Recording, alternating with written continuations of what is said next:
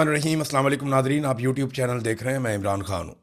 Nadreen, आपको याद होगा इमरान खान ने एक स्टेटमेंट दिया था और उन्होंने कहा था कि अगर मैं अकेला भी रह गया तो मैं लड़ूंगा, मैं आखिरी सांस तक लड़ूंगा। इस लड़ाई में अगर मैं अकेला बच गया तो फिर भी मैं मुकाबला करूंगा, मैं पीछे नहीं हटूंगा। ये इमरान खान ने क्यों कहा था? आप गौर कीजिए, पाकिस्तान में बहुत सारे सियासतदान गुजरे हैं। ये बात कभी आपने बेनज़ीर भुट्टो के मुंह से नहीं सुनी, जरदारी के मुंह से नहीं सुनी, नवाज शरीफ के मुंह से नहीं सुनी, क्योंकि उन सब की लड़ाई सियासी थी। वो सारे ये जानते थे कि पब्लिक उनके साथ होगी तो वो लड़ाई लड़ेंगे। इमरान खान की जो लड़ाई है वो एक बड़े मकसद के लिए है। और इमरान खान ने ये पहले कहा था कि मैं अकेला भी रह गया तो मैं लड़ूंगा, और वो साबित कर रहा है। अब अमली तौर पे अगर मैदान में कोई आदमी बचा है जो डट कर सामना कर रहा है तो वो इमरान खान है। बाकी लोग आवाज़ उठाते हैं, जोर लगाते हैं, कोशिश करते हैं, लेकिन इसके बावजूद कोई और रास्ता बचा नहीं इमरान खान के पास कि वो इस रजीम के खिलाफ लड़े या इसके साथ डील करे। अब दो ही चीज़ें रह गई है ना। इमरान खान के बाहर आने का कोई तीसरा रास्ता तो है नहीं। या तो डील की जाए इसी एस्टेब्लिशमेंट के साथ, या फिर इमरान खान साहब इस एस्टेब्लिशमेंट को शिकस्त दे दें और डटे रहे, खड़े रहे इस एस्टेब्लिशमेंट के खिलाफ। फिलहाल कोई काबिल जिक्र जद्दोजहद अभी बाकी नहीं है और इमरान खान के नाम के ऊपर सिर्फ जलसे जुलूस हो रहे हैं। जो इमरान खान ने स्ट्रीट मूवमेंट का कहा था वो अभी तक शुरू नहीं हुई।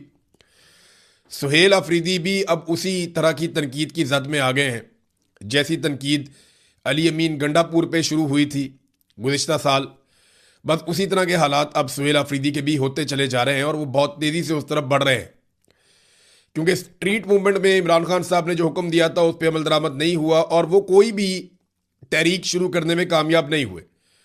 और उनके पास सबसे आसान तरीका यह है कि वो कह देते हैं कि तहरीक तहफ़्फ़ुज़ आईन पाकिस्तान से जाकर मिलो, उनसे पूछो क्या करना है, हम तो जनाब उनके इशारे का इंतज़ार कर रहे हैं। लेकिन मैं एक हकीकत आपके सामने रखता हूं कि अगर तहरीक तहफ़्फ़ुज़ आईन पाकिस्तान आज भी कहे ना कि सुहेल अफरीदी 10 लाख आदमी लेकर आप इस्लामाबाद पहुंचे, तो मुझे नहीं लगता कि वो 50-60 हज़ार आदमी से ज़्यादा इकट्ठा कर पाएंगे इस वक्त भी। उसकी वजह यह है कि वो मोमेंटम जो गलियों में बनना था, चौक चौराहों में बनना था, वो मोमेंटम खैबर पख्तूनख्वा की लेवल तक भी पाकिस्तान तहरीक इंसाफ नहीं बना पाई। हाँ, जलसे हैं, तहरीक इंसाफ सबसे बड़े जलसे कर सकती है, माजी में भी करती रही है, इमरान खान के नाम पे लोग निकलते हैं।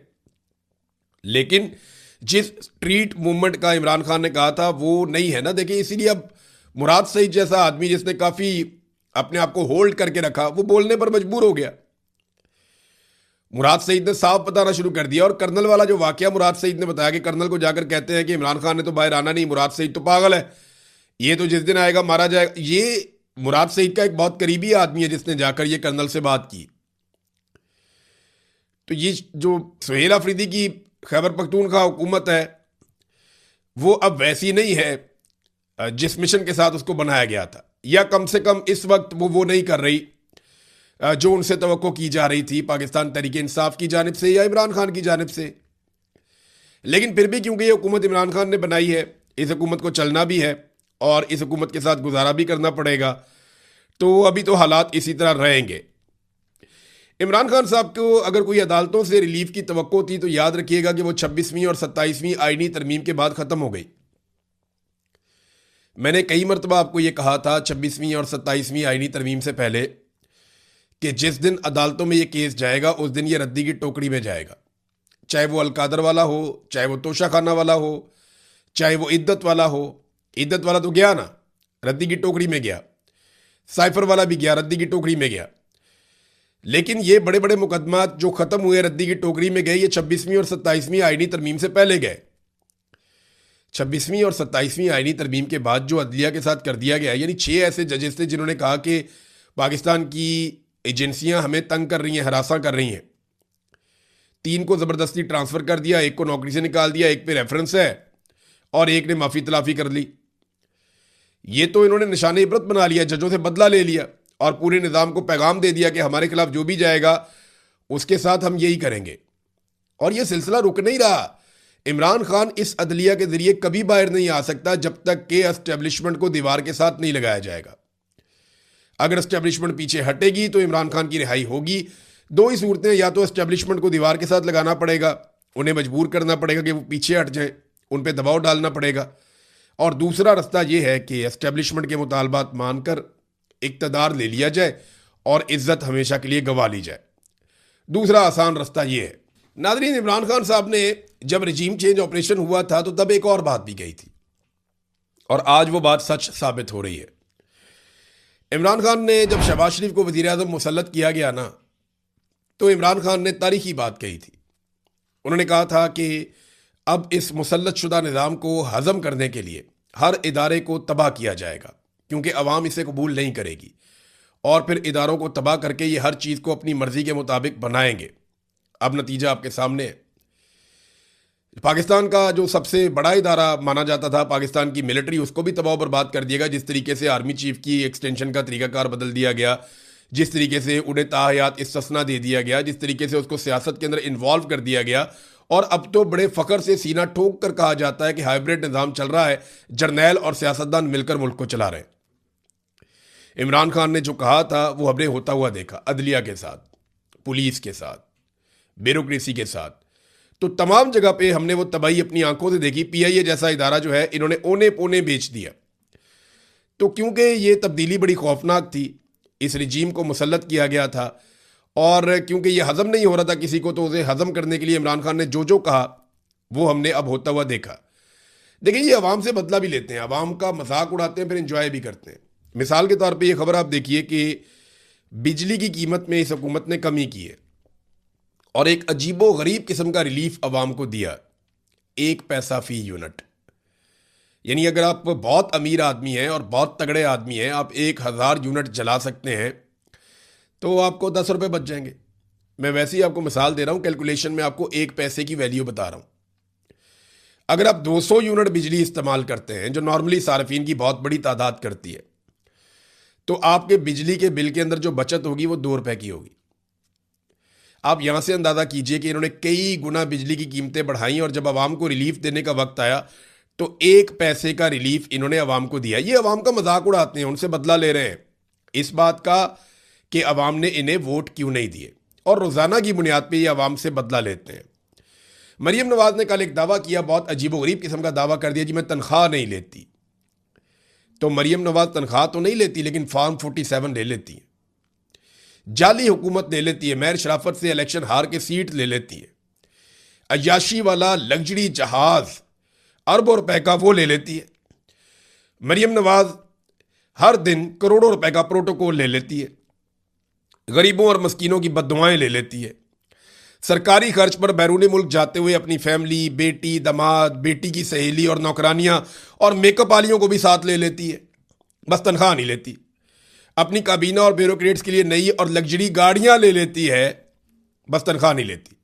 सरकारी फंड से अपनी और अपने वालिद की जाती तशहीर के लिए अरबों रुपए के फंड ले लेती है, मगर तनख्वाह नहीं लेती। ये कौम को बेवकूफ समझते हैं। भाई ये जाली है हुकूमत, मेरिट की तो आप बात ही नहीं कर सकते।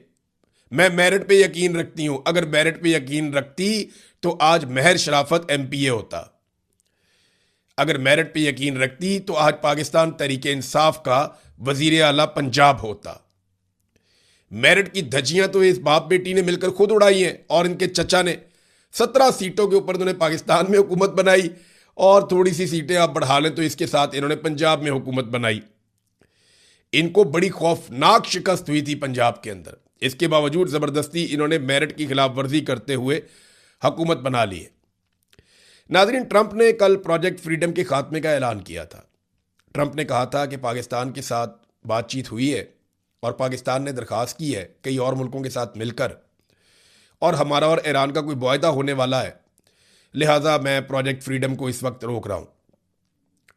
तो शहबाज शरीफ साहब तारीफ का कोई मौका जाने नहीं देते, यानी शहबाज शरीफ साहब कोई मौका ज़ाया नहीं करते कि जहाँ पे उन्हें तारीफ़ करने का मौका मिले और वो एक लम्हा भी ताख़ीर करे। सलूट ठोकने का, खुशामद करने का, जूते पॉलिश करने का शहबाज शरीफ कोई मौका अपने हाथ से जाने नहीं देते।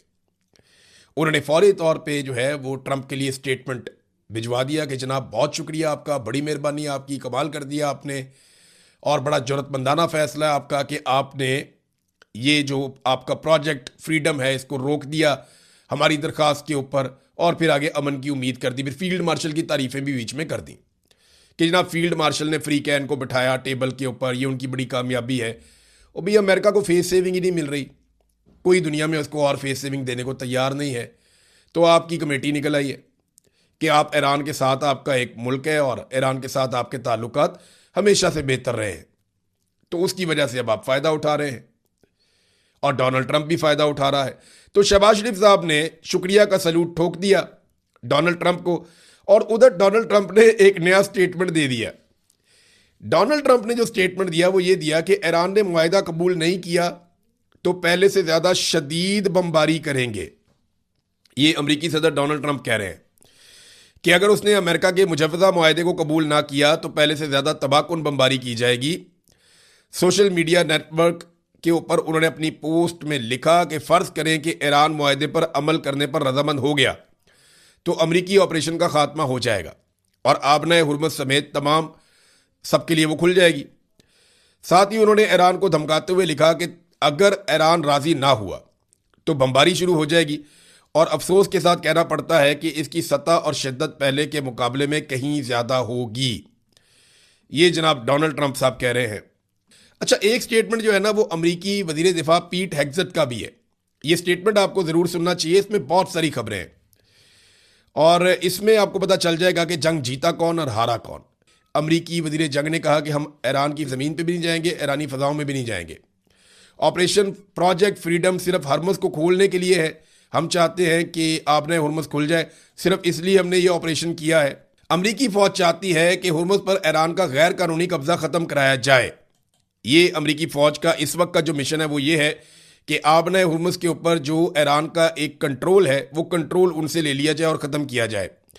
तजारती जहाज़ों को ईरानी जारहियत से तहफ़्फ़ुज़ फराहम करना चाहते हैं, लड़ाई नहीं चाहते। अब ये वो अमेरिका है जो थोड़ा अर्सा पहले कुछ और कहता था, किसी और तरीके से कहता था। ये वही वज़ीर दिफा है अमेरिका का जिसकी ज़बान से बहुत बड़े बड़े दावे निकलते थे। अब वो कहते हैं हम ईरान के साथ जंग करना ही नहीं चाहते, हम सिर्फ आबनाए हुर्मुज़ को खुलवाना चाहते थे। तो भाई आबनाए हुर्मुज़ तो हमेशा से खुली हुई थी, वो तो आज तक बंद ही नहीं हुई थी, वो तो कभी एक लम्हे के लिए भी बंद नहीं हुई थी। ये तो पहले अमेरिका ने एक जंग लड़के बिला वजह आबनाए हुर्मुज़ को बंद करवा दिया, और उस वक्त जो जंग लड़ने के मकासद थे उनमें क्या था, एक ईरान में रजीम चेंज करना, वो नहीं हो पाया। दूसरा, ईरान से यूरेनियम उठाकर ले जाना, वो भी नहीं हो पाया।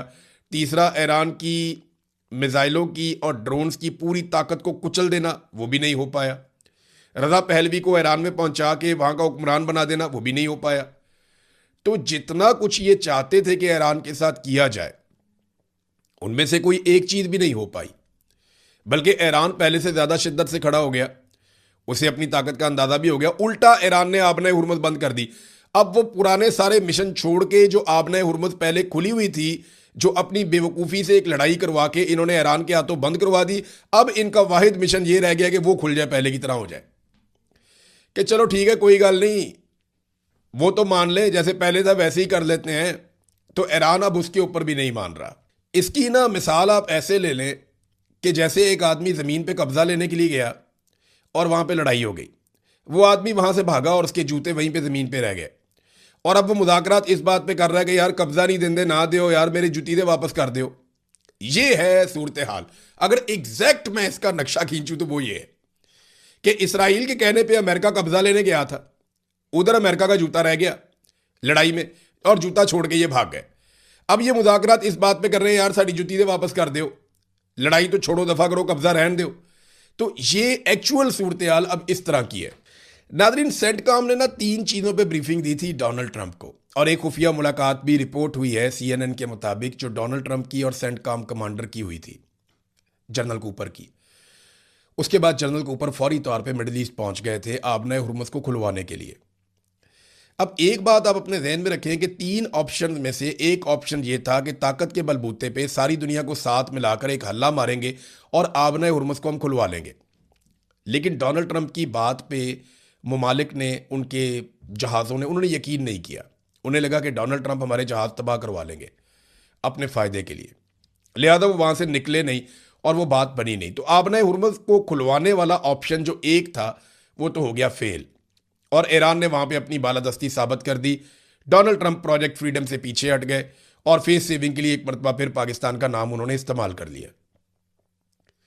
दूसरा ऑप्शन था कि एक भरपूर और बहुत बड़ा हमला जिसमें बड़ी शदीद बमबारी होगी, और तीसरा ऑप्शन था कि ज़मीनी लड़ाई छेड़ दी जाए ईरान के साथ। अब अमेरिका क्या इन दो बाकी बचे हुए ऑप्शंस को इस्तेमाल करेगा, यह है एक बड़ा सवाल।